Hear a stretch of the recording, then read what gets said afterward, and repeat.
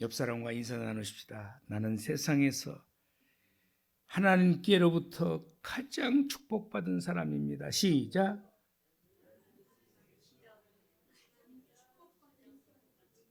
아이고, 말이 길어가지고 어디로 갔다가 왔다가 막 이렇게 그 말이 그 말인데 뭐 거기서 네.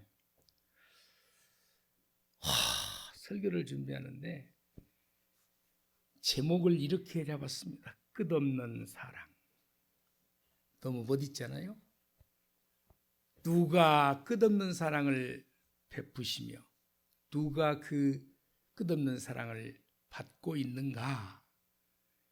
하나님께서 우리를 끝없이 사랑하시고 그 끝없는 하나님의 사랑을 우리는 누리고 살고 있지 않습니까? 아멘. 하나님의 끝없는 사랑을 목사인 저는 성경 말씀을 통해서 가감없이 입증을 해야 될 책임이 저에게 있습니다. 오늘 어떻게 하나님의 끝없는 사랑을 입증하는 설교를 할까 많은 고민을 했습니다. 자, 스스로의 정체성을 확고히 하는 우리 성도들이 되어야 되겠고, 그리고 이런 하나님의 사랑을 받고 있기에 존재의식을 갖고 자긍심을 갖고 세상에서 살면 믿지 않는 세상 사람들이 우리를 바라보면서 얼마나 행복해할까? 아니, 얼마나 부러워할까? 그런 마음을 심어준다면 세상 사람들이 우리를 통해서 저들이 믿는 예수님을 나도 믿어야 되겠다 하는 마음이 요동치도록 만들어야 할 책임이 저와 여러분에게 있습니다. 뜨거운 사랑을 받고 있는데도 모르고 의식 없이 그저 세상 사람들과 똑같이 산다면 저와 여러분이 과연 그리스도인이라 예수 믿는 사람들이라 성도라고 말할 수 있겠습니까? 오늘 하나님의 그 뜨거운 사랑을 부족한 종이 최선을 다해서 입증을 해볼 테니 오늘 같이 은혜 받고 마음속에 담아서 세상에 나가서 승리할 수 있기를 축원합니다.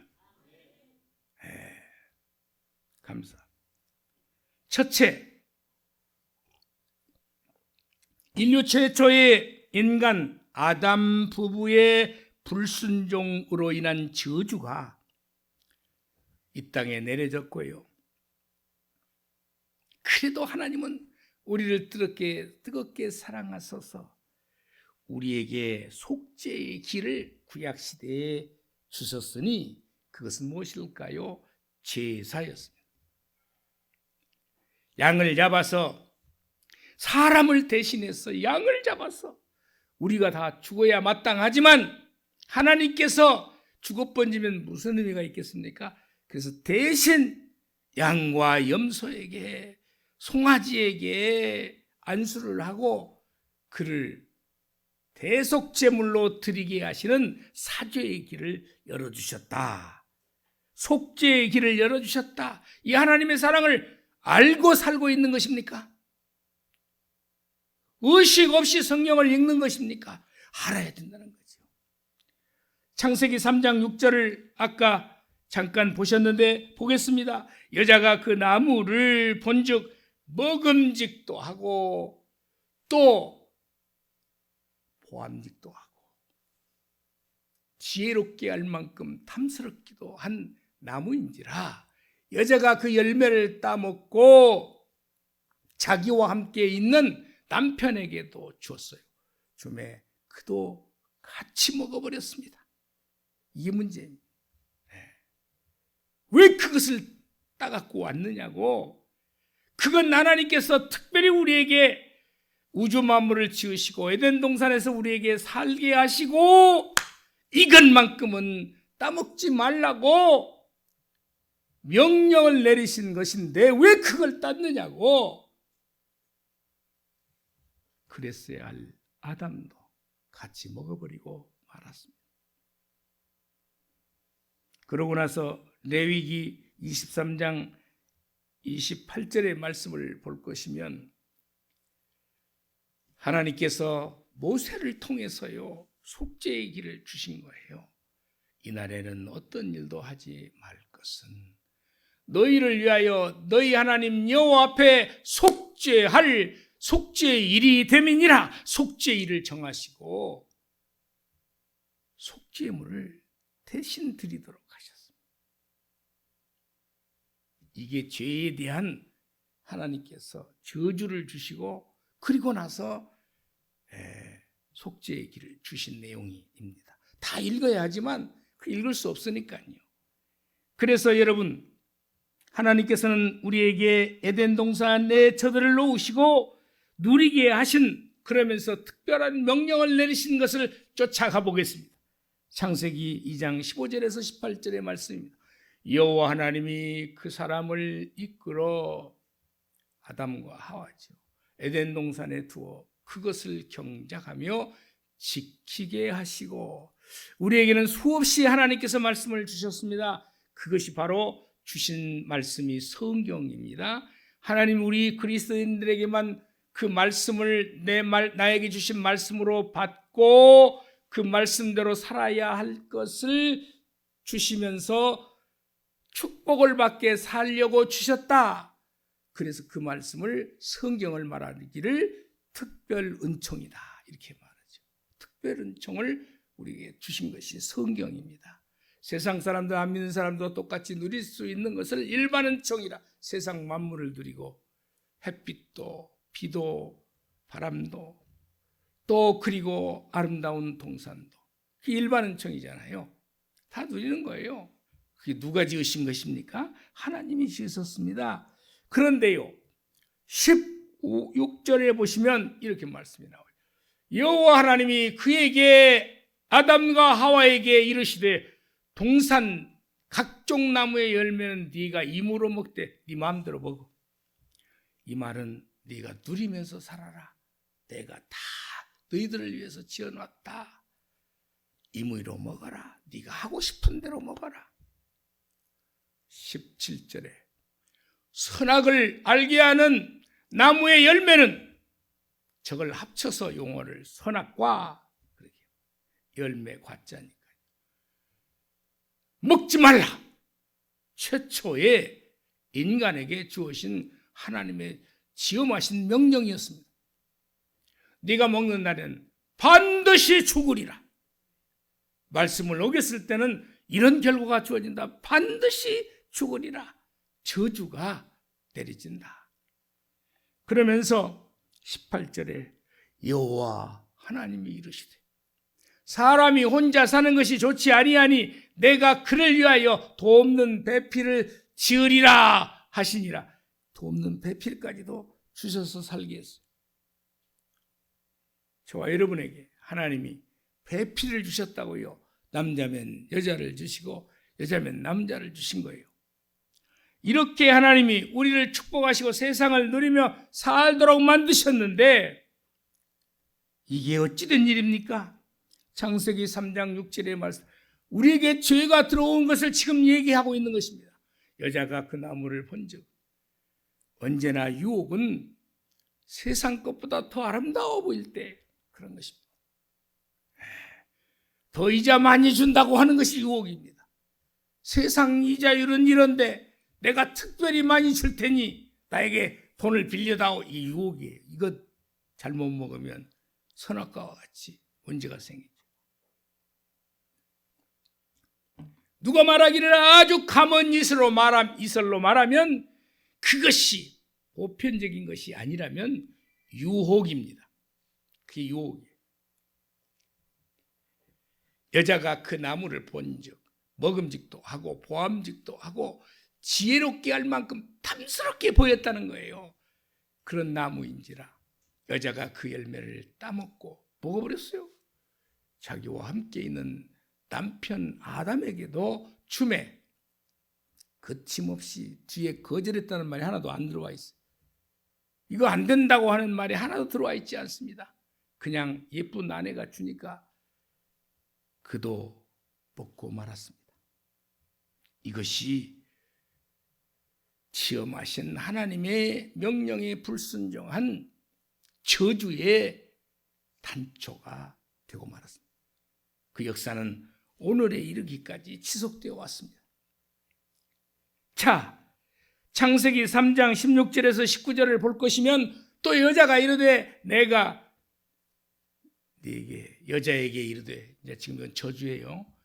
네게 임하시는 고통을, 임신하는 고통을 크게 더하리니 네가 수고하고 자식을 낳을 것이며 너는 남편을 원하고 남편은 너를 다스릴 것이니라.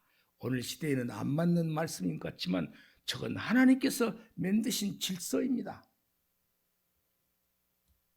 질서는 따라야 되는 거예요. 남자가 무시받고 여자는 그냥 요새 그 위에 있다고 그렇게 할 정도지만 성경을 무시하면 안 됩니다. 하나님 처음 질서를 이렇게 만들어 놓은 거예요. 저렇게 고통을 겪도록 저주가 동시에 내려졌습니다. 저것만 내려졌을까요?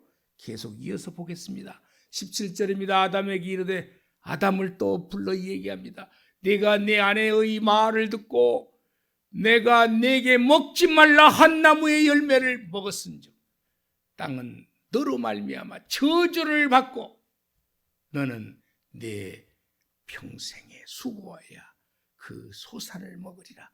일하지 않고 먹는 것은 하나님 질서에 어긋나는 거예요. 이제 저주를 받았으니까요. 18절입니다. 땅이 내게 가시덤불과, 우리 농사 지어보면 알면요, 그냥 놔두면 아주 가시덤불 엉겅퀴로 가득 차 있습니다. 그거 다 솎아내고 뽑아내야 되는 것이죠. 이게 하나님께서 하신 거라. 네가 먹을 것은 밭의 채소인즉. 자, 이걸 현실과 곁들여서 생각해 보겠습니다. 우리가 성경을 가지고 있고 성경 말씀을 읽고 설교도 듣습니다. 하나님이 명령하신 것들이 있습니다. 제대로 듣고 실천하지 못하면 우리 삶의 현장에 저렇게 가시덤불과 같은 거, 엉겅퀴와 같은 것들이 우리를 가만히 두지 않습니다. 저걸 지혜롭게 잘 제거해야 좋은 결실을 맺을 수 있도록 환경이 그렇게 되어 있습니다. 왜냐? 우리가 말씀대로 안 살아서 저주의 삶을 살고 있기 때문에 그렇지 않습니까? 안 그렇습니까? 하나님 말씀대로 살아보면 하나님께서 다 지혜를 주셔서 피할 길을 주시고 위험한 길을 가지 않도록 만들어 주시잖아요. 여러분, 19절의 말씀을 봐요. 네가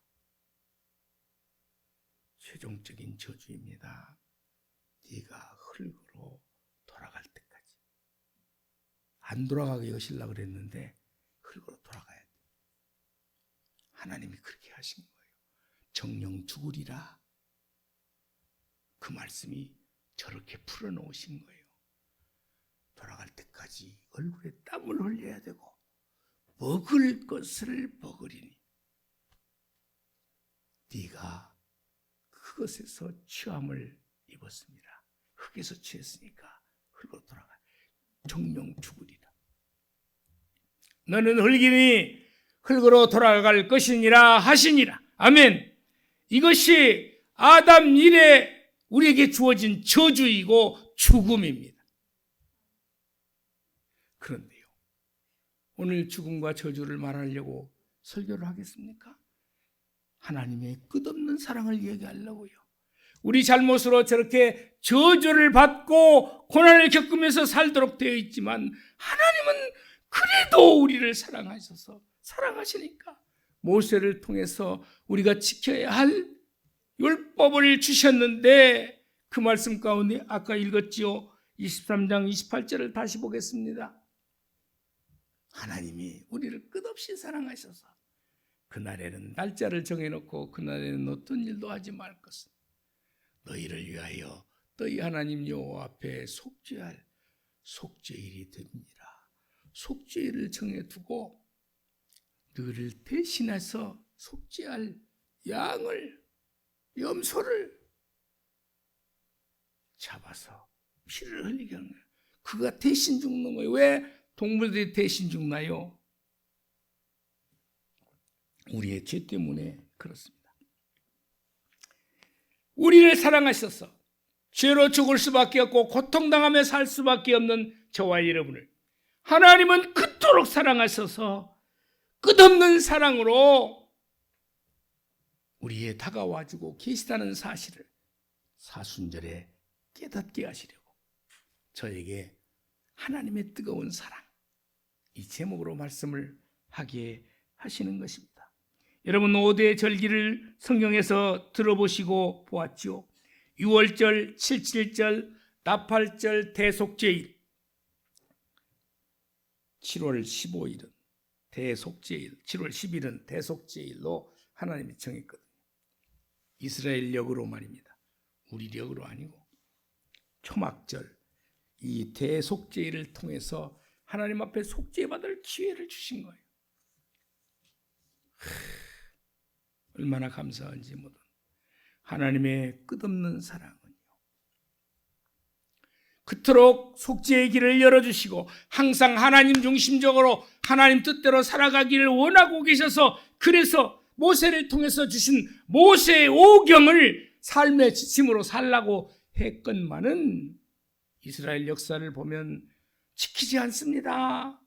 좀 잘 지키는가 싶어서 축복을 누리며 사는가 했더니 어느 순간에 눈에 보이진 하나님, 눈에 보이지 않는 하나님, 그걸 저들이 잊고 살았어요. 여러분, 우리 눈에 하나님이 보입니까? 잊고 살아. 그러니까 어떻게 어리석으면 저들이 상을 만들어 놓고, 아니 상은 사람의 피조물이요, 사람보다 한 단계 아래요, 한 단계 아니라 끝없이 다 밑에지요. 그런데 그 상을 만들어 놓고 비나이다, 비나. 아니 지가 만드는 상을 만들어 놓고 그걸 비나이다요? 인간이 나무만 또 못해서 큰 나무 앞에 서서, 제가 시골에 살아봐서 하는데요, 큰 나무, 무슨 성황당 나무인가 해요. 거기다가 아기 날 때 그 새끼줄 이렇게 꼬아가지고, 그래가지고 거기다가 고추도 넣고 막 달고 사이다 집어넣고 막 뭣도 넣고 해가지고 돌리듯이 해가지고, 아이 그 정월 대보름이나 이런 때 보면은 동네 좀 유지들이 그거 가서 그 빌어요. 지금은 어떤지 모르겠습니다만은 제가 살던 정읍군 옹동면 매정리 221번지 내동이라는 마을에서는 꼭 그렇게 했다고요. 여러분, 인간의 모습이 얼마나 어리석은지. 아니 지가 만들어 놓고 저보다도 약한 것에 빌어 도와달라고요? 하나님이 얼마나 안타까워하시면 시편에서도 그런 말씀을 기록해 놓고 있습니다. 눈이 있어도 보지 못하고, 귀가 있어도 듣지 못하며, 코가 있어도 냄새 맡지 못하고, 입이 있어도 말하지도 못하고 먹지도 못하는 상을 만들어 놓고 그에게 피냐? 리얼하게 표현을 해놨습니다. 저와 여러분은 어떻게 살고 있습니까? 눈에 보이지 않는다고 하나님을 의지하지 아니하고 세상 것에 의지하면서 사는 거 아닙니까? 이런 모습이요. 그래서 수많은 선지자들을 보내가지고 그렇게 살면 안 된다, 하나님만 의지하면서 살아라, 살아라, 살아라. 어느 때서 인간이 하나님께 돌아오는가 봤더니요, 앞도 막히고 뒤도 막히고 옆도 막혀서 돌아갈 곳이 없을 때, 그때서야 하늘을 쳐다보고 하나님을 의지하는 거예요. 이런 어리석은 존재. 누가 도우리가 아무도 없을 때야 그때서 눈물 콧물을 흘리면서 어디를 가서 의지할까? 그러다가 안 믿는 사람도 교회에 와가지고 뒷군성에 앉아있다가 목사님 설교 듣고 은혜 받고 교회로 돌아온 사람들의 간증을 많이 들어보는 것입니다. 저 방송을 통해서 간증을 하는 사람들의 대부분 얘기는 좋은 것이 별로 없습니다. 사실은요, 그들의 레파토리는 정해져 있습니다. 하나님 믿다가, 예수님 믿다가 새길로 갔습니다. 그리고 세상에서 살다가 하나님께서 나를 사랑하셔서 매를 주셔가지고 뒤지게 얻어맞아가지고 그래가지고 하나님만 의지할 수밖에 없는 그 환경이 와서 그때부터 내가 교회를 열심히 다니고 하나님 제대로 믿었습니다. 그랬더니 하나님께서 축복을 주셔서 오늘 이 시점에 내가 지금 간증하고 있는 것입니다. 줄거리 핵심이 그거예요. 그렇게 해야만 간증하시겠습니까? 그렇게 해야만 하나님 제대로 찾았다고 말하시렵니까? 평소에 하나님을 제대로 의지할 수는 없단 말입니까? 수없는 축복의 말씀을 우리에게 주셨는데 수없이 우리를 사랑하셔서 목사의 설교를 통해서 깨닫게 하시려고 그렇게 하고 있고 이웃에 있는 성도들을 통해서 그러면 안 될 것 같은데 돌아와 귀에 들리지 않습니다. 꼼짝 못할 때, 아파서 쓰러져서 뒤집어질 때, 병원 신세질 때 그때사 다시 하나님을 찾으시렵니까? 하나님은 그렇게 살기를 원치 않으십니다. 늘 하나님의 축복을 받아 누리면서 살기를 원하십니다. 그래서요, 또다시 그렇게 사니까 하나님께서요, 이제는 참다 참을 수 없어서 말라기 이후에 400여 년간을 침묵하시고 맙니다. 아무 선지자도 안 보내버려. 여러분, 부모가 수없이 말할 때 잘 들으면 좋은 길인데 원팡 여러 번 말을 해도 말을 안 들을 때는 어떻게 하시렵니까? 그려 네 마음대로 살아. 알았어, 지금부터 다 간섭 안 할란다. 이게 침묵입니다. 이 침묵이 무서운 것입니다. 그리고는 그래도요, 인간을 사랑하셔서 또다시 구약시대의 마지막 선지자 세례 요한을 보냅니다. 세례 요한을 보내셔서 이 땅에 예수님이 오실 것을 그를 통해서 첩경 길을 바르게 낸다. 예수님이 오실 것을 먼저 6개월 전에 와요. 예수님에게 공적 사역을 시작할 무렵에 요단강에서 세례를 베풀지요. 감히 내가 어떻게 예수님 하나님의 아들에게 세례를 줍니까? 다 알고 있었습니다. 세례 요한은. 그러나 하나님이 예수 그리스도 성자 하나님께서 아니다, 달라, 세례를 받게 하잖아요. 이게요, 뭐하러 이 땅에 예수님 오신 것입니까? 뭐하러요? 우리를 너무도 사랑하셔서 해마다 절기마다 양을 잡아서 대신 속죄를 받던 그것을 타파해 주시기 위해서 단번에 이 땅에 우리 죄를 대신하실 자신의 아깝고도 아깝고 귀한 독생자를 이 땅에 보내셨습니다.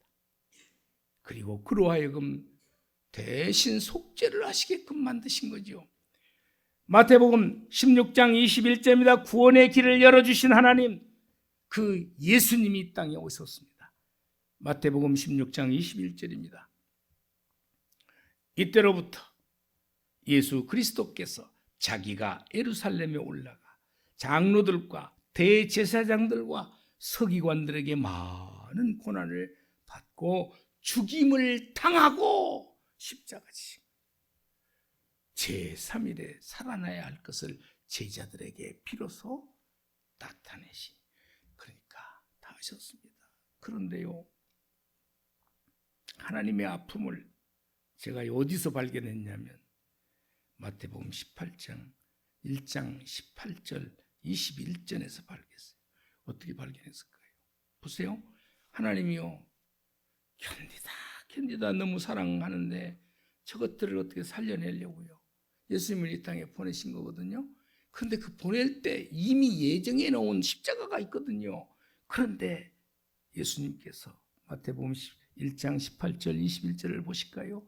400년 동안 선지자로 안 보내시고 침묵하시다가 드디어는 구세주 예수를 이 땅에 보냈어요. 예수 그리스도의 나심은 이러하니라. 그의 어머니 마리아가 요셉과 청혼을 동거하기 전에 성령으로 잉태된 것이 나타났더니, 너무도 잘 아는 말씀이잖아요. 19절입니다. 그의 남편 요셉은 의로운 사람을 하나님은 이용하시는 거예요. 아무나 하나님께서 이용하시잖아요. 요셉은 의로운 사람이었습니다. 그래서 요셉을 불러 그를 드러내지 아니하고 가만히 끊고자 하여 마리아에게 임신이 됐으니까요. 성령으로 임신을 했으니까요. 같이 자지도 않았는데 신랑 예정자인데요. 임신했으니 어떻게 합니까? 하나님이 알려주셔야지. 그러면 마리아가 죽을 지경이 되지요. 그의 남편 요셉은 다음 19절 20절입니다. 이 일을 생각할 때 주의 사자가 현몽하여 이르되, 드디어 하나님께서 심부름꾼을 보냈어요. 사자를. 그래서 이렇게 말씀하시, 다윗의 자손 요셉아, 네 아내 마리아 데려오기를 무서워하지 말라. 그에게 잉태된 자는 성령으로 잉태된 거요. 그러니 내가 지금 말해드는 것은 하나님께서 나를 보내셔서 그런 것이니까 그렇게 하려고 아들을 낳으리니 이름을 예수라 하라. 그래 놓고 이는 예수가 자기 백성을 그들의 죄에서 구원할 자이십니다. 하나님의 아픔이 저 글에 들어있는 거예요. 저 일을 해야만 돼. 독생자 예수께, 예수야 네가 내려가서 이 일을 해야만 돼. 인간의 몸을 입고 성육신하여 오는 그 예수님을 보내시는 하나님의 마음은 즐거워서 보내는 것입니까? 절대 그렇지 않습니다. 아픈 마음이 저 안에 담겨 있는 것입니다. 왜냐하면 십자가를 짊어져야 하기 때문에 그렇습니다. 그렇지 않습니까? 구원의 길을 열어주신 하나님, 이 땅에 예수 그리스도 독생자를 보내주고 계신다는 걸 오늘 마태복음 1장 18절에서 21절에서 보여주고 있습니다. 그래놓고 보시겠습니다. 세월이 지났습니다. 공적 생활이 시작됐습니다. 30이 되어서 공적 생활이 시작돼서 3년 반 동안 그가 하신 일은 그가 하나님의 아들이라는 것을 깨닫게 하는 것이었습니다. 어떻게 오병이어의 기적이 일어났으며 어떻게 죽은 자를 인간의 힘으로는 살릴 수 없지만 살려냈습니까? 누굽니까? 그분이 누구예요? 혼인잔치에 가나 혼인잔치에 가서 포도주가 떨어진 그 혼인잔치 집에 물을 갖다가 항아리에 넣어 담았는데 그것이 어떻게 백포도주가 됐습니까? 맑은 포도주가 됐습니까? 그게 예수님이 하나님의 아들이 아니면 그걸 실현할 수 있는 능력이 있는 것입니까? 누가 그렇게 합니까? 없지요, 못해요. 갈릴리 호수 바다에서 풍랑이 일 때 제자들이 허겁지겁 놀라는 모습을 보지 않습니까? 그때 파도를 명령해서 찬잔케 하신 분이 누구십니까? 예수님. 그가 누구이기에? 그가 누구이기에 그 일을 할 수 있냐고요? 인간들에게 깨닫게 하시려고, 내가 하나님의 아들이라는 것을 저들에게 보여주려고요. 그래서요, 마태복음 20장 28절을 보시겠습니다. 자, 인자가 온 것은 섬김을 받으려 함이 아니라 도리어 섬기려 하고 자기 목숨을 많은 사람의 대속물로 주려 함이니라. 살아계실 때 제자들에게 여러 차례, 근데요 성경을 살펴보면서 세 차례 같은 말씀을 하신 거예요. 자기가 십자가에 죽어야 할 것, 그리고 나중에 부활할 거라 세 번씩 하셨어. 세 번. 마태복음, 마가복음, 요한복음에 세 차례씩 말씀을 기록해 놓았어요. 기록자가 다르니까. 그래서 내가 알았습니다. 뭘 안지 아세요? 우리가 다 시골에서요 가위바위보 할 때 몇 번 해요? 그렇지, 삼시세판이 어디서 나왔나 봤더니 성경에서 나왔더라고요. 삼시세판 세 번 하셨어요. 그리고서 히브리서 7장 27절에 보시겠습니다. 그는 저 대제사장들이 먼저 자기 죄를 위하고 다음에 백성의 죄를 위하여, 자, 여기에 성소에 들어가는 것입니다. 지성소에 들어가야 돼요. 근데 지성소를 들어갈 수 있는 사람은 딱 하나밖에 없습니다. 대제사장입니다. 그런데 대제사장에 몇 번 들어가는지 아세요? 요건 세 차례 아니요. 2번 들어가요. 자, 한 번은 먼저 자기의 대제사장 죄를 씻어내고 그리고 나서 이스라엘 백성들을 위해서 죄를 씻도록 하는 하나님 앞에 제사를 드리려 지성소에 들어가요. 2번 들어가는 거예요. 먼저 뭘 한다고요? 아니, 제사를 드린 자기가 먼저 깨끗해져야 다른 사람을 위해서 제사를 드리죠. 2번 들어가요. 그리고 들어갈 때는 못 나올까 싶어 죽어 번질까 싶어서 그 방울을 달았다 그러잖아요.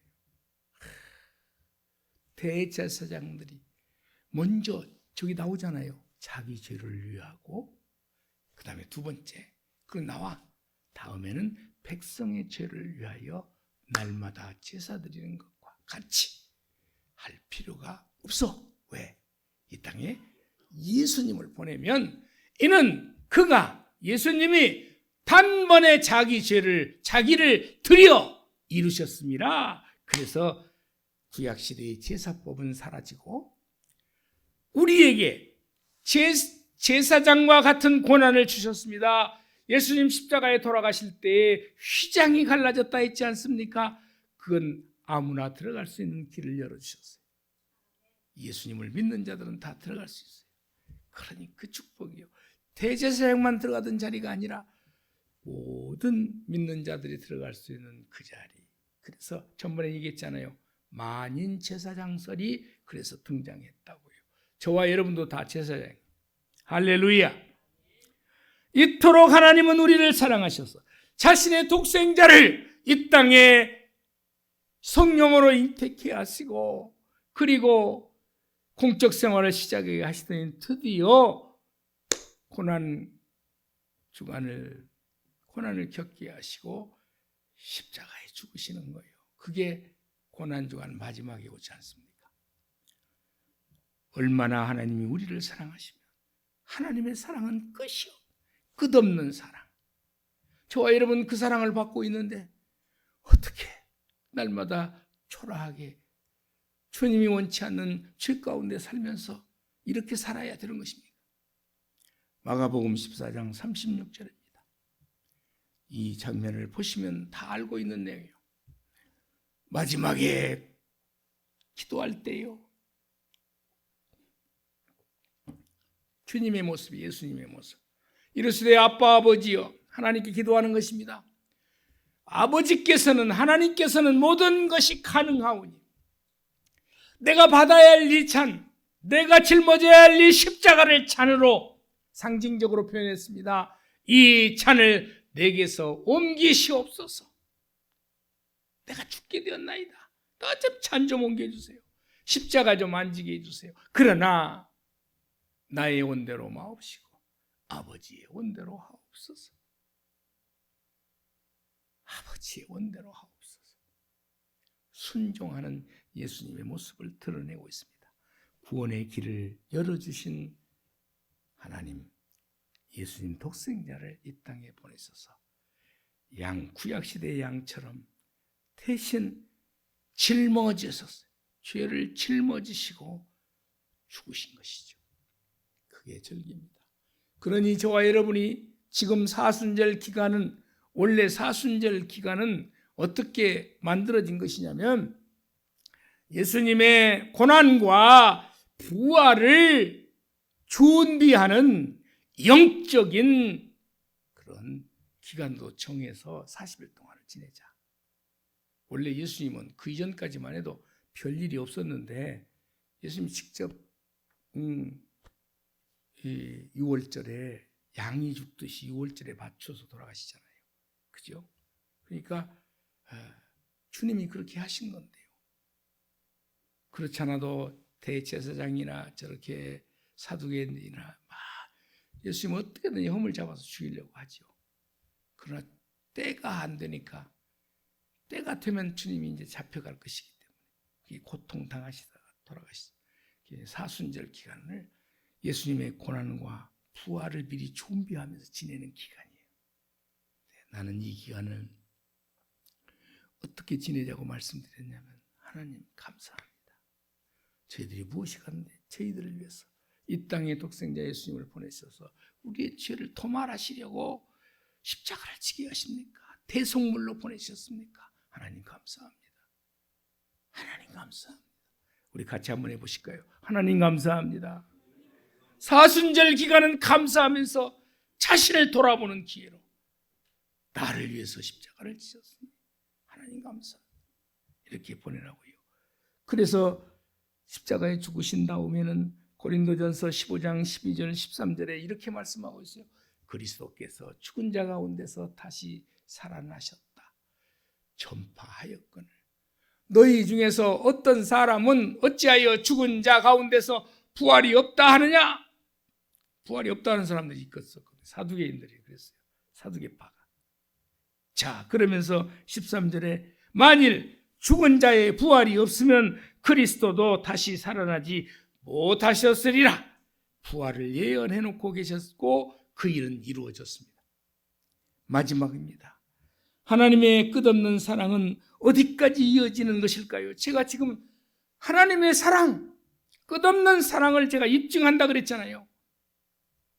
구약시대에 제물을 통해서 제사를 드릴 때 우리 죄를 대신해서 주게 하고, 신약시대에 와서 예수님을 보내셔서 온 인류를 구원하시기 위해서 그가 십자가의 대속물로 돌아가셨다. 그리고 그 예수님은 부활하셨다. 그것으로 끝이 아니에요. 제가 입증해야 할 것은 하나님의 끝없는 사랑입니다.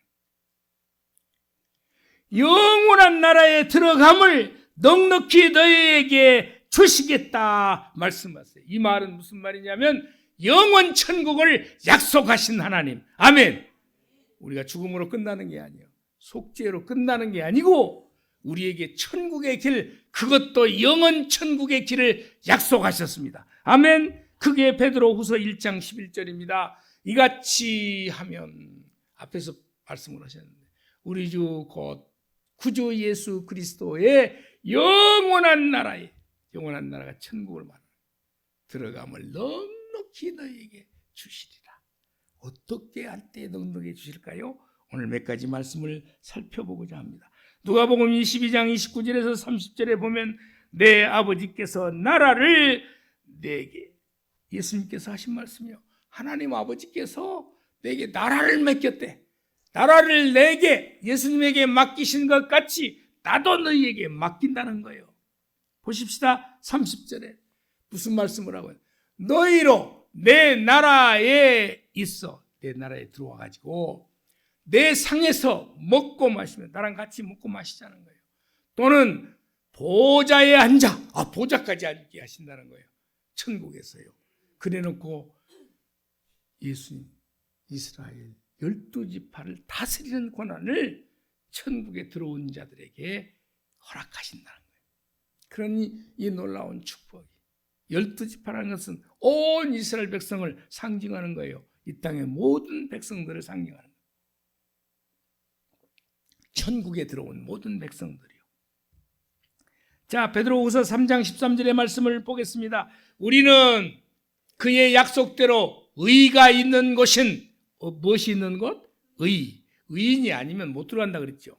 그래서 이신칭이라는 한자 사자성어를 만들어놨는데, 이신, 믿음으로써, 칭의, 의인이라 일컫게 하셨다. 이게 일컬을 칭자예요.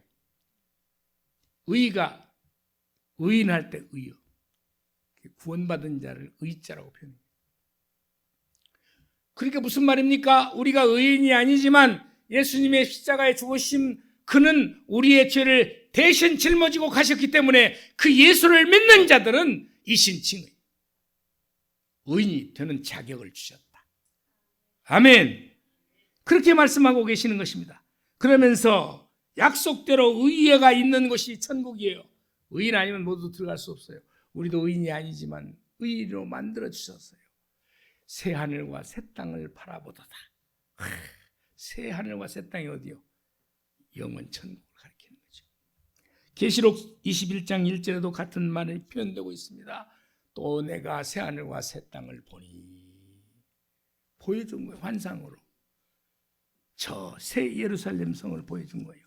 여러분, 히브리서 5장 8절에서 9절 말씀을 보겠습니다. 그가 아들이면서도, 그가 누구예요? 예수님. 받으신 고난으로 순종을 했어요. 하실 수만 있다면 내게서 잔을 옮겨달라고 해놓고 끝에 가서 그냥 받겠습니다. 그게 순종하잖아요. 그래서 19절에 온전하게 되셨은즉 자기에게 순종하는 모든 자에게 이제는 예수님에게 순종하는 자들이요, 저와 여러분은 예수님에게 순종하는 자들인 줄로 믿습니다. 순종하는 모든 자들에게 뭘? 영원한 구원의 근원이 되시겠다. 아멘. 예수 믿는 것을, 믿고 있는 이 자리에 앉아 있는 것을 감사하게 생각하십시다. 아멘. 누군가를 통해서 나를 구원시키셔서 오늘 예수 믿고 행복한 삶을 살고 있는 것을 그런데요, 이 행복을 모르고 살면 불행한 거예요. 말씀을 가까이에서 이걸 내 말씀으로 받아야 되는 거예요. 그런데요, 받지 못하고 사는 불행한 거예요. 내가 진짜 그런가? 그러고 있습니다. 여러분, 베드로후서 1장 10절 11절 보겠습니다. 그러므로 형제들아, 이제 우리가 어떻게 해야 될 것인가요? 더욱 힘써. 늘 우리 의식 속에 힘써라는 거예요. 어떻게 해요? 너희 부르심, 너희를 불러주신 하나님, 너희를 불러주신 예수님, 성령님을 택하심을 굳게 하라. 너희를 택하신 나를 하나님께서 택해 주셨다. 이것을 마음속에 굳게 해야 사단 마귀로부터 유혹에 넘어지지 않죠. 이걸 굳게 하지 않으면 항상 넘어지기 쉬우니까요. 굳게 하라. 너희가 이것을 행한 즉 언제든지 실족하지 아니하리라. 이런 확고한 믿음을 소유하시기를 예수님의 이름으로 부탁합니다. 아멘. 눈을 크게 뜨고 저를 좀 바라봐 주십시오. 못생겼지만 하나님의 은혜로 죽을 위기에서 건져주시고 늘 사단 마귀에게 넘어져서 지옥 인생으로 갈 우리를 주님 성령님께서 예수 잘 믿게 하셔서 오늘 저와 여러분이 이 자리에 앉아 있는 것입니다. 세상에 많은 사람들이 코로나로 인하여 믿음에서 탈락된 자들이 너무도 많습니다. 오늘 또 하나님은 저와 여러분을 통해서 그들에게 다시 권면하고 예수를 다시 믿는 확고한 믿음을 가질 수 있도록 저들을 이끌어내라는 사명을 주셨습니다. 아멘. 그러므로 11절의 말씀을 보실까요? 이같이 하면, 앞에서 그렇게 내게 뭘 하셨죠? 부르심, 나를 부르신 것을 힘써 소명받았다. 그 말을 부르심이라고 그래요. 네, 소명받아, 소명. 그래서 택하심을 받았다고, 나는 택함 받은 자야, 나는 세상 사람들과 달라, 이런 의식을 갖고 살면 넘어지지 않죠. 그러면서 말해요. 이같이 하면 우리 주 예수 그리스도, 구주 예수 그리스도의 어떤 나라에, 영원한 나라에 들어감을 넉넉히 너희에게 주시리라. 아멘. 줄까 말까. 너희 지금 천국에 들어가는 걸 허락할까 말까 방황하는 이 주님 고민되게 하지 말고 우리가 확고한 믿음을 소유해서 천국을 넉넉히 들어갈 수 있도록 말씀하고 있는 것입니다. 아멘. 그러므로 마지막으로 오늘 고린도후서 5장 1절의 말씀을 읽고 끝내려고 합니다. 자, 같이 읽겠습니다. 시작. 만일 땅에 있는 우리의 장막집이 무너지면, 장막집이 어디요? 뭐요? 우리 집 지어진 아파트요? 집 지어진 저 시골의 촌집이에요? 우리 몸을 가리키는 거예요. 우리 육신이요. 장막집이 무너지면, 내가 죽으면 하나님께서 지으신 집 어디요? 저 영원한 나라 천국, 곧 손으로 지은 것이 아니요. 그것은 하늘에 있는 영원한 집, 반복해서 말합니다. 집이 우리에게 있는 줄을 아느니라. 있는 줄을 아느니라. 천국 백성이 되는 것을 확신하기 바랍니다.